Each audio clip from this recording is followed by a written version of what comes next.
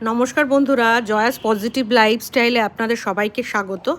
আজকে বন্ধুরা রান্না হয়েছে কাতলা মাছের মাথা দিয়ে ব্রাহ্মী শাকের ঘন্ট। এটা কিন্তু খেতে খুবই টেস্টি হয়, দেখুন। আর রান্না হয়েছে একটা নিরামিষ আলু আর পটলের তরকারি, আর একটুখানি মটরশুঁটি দিয়েছিলাম।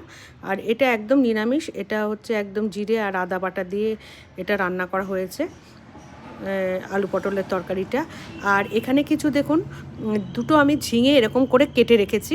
আলু আর ঝিঙে, কালো জিরে কাঁচা লঙ্কা ফোড়ন দিয়ে আলু ঝিঙে, আর এখানে আদা আর জিরে বাটা দিয়ে একটা মাছের ঝোল রান্না করা হচ্ছে।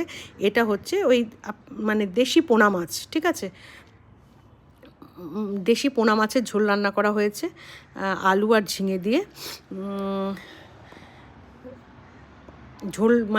ঝোল ফুটে উঠেছে। এবার মাছগুলো আমি এক এক করে সব দিয়ে দেব। এটা হচ্ছে দেশি পোনা মাছ।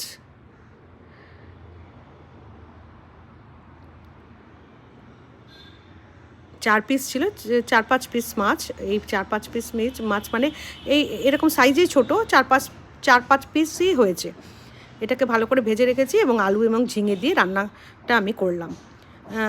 ভিডিওটা কেমন লাগলো অবশ্যই কমেন্ট করে জানাবেন। ভালো লাগলে একটু লাইক কমেন্ট শেয়ার করে দেবেন। আজকের মতো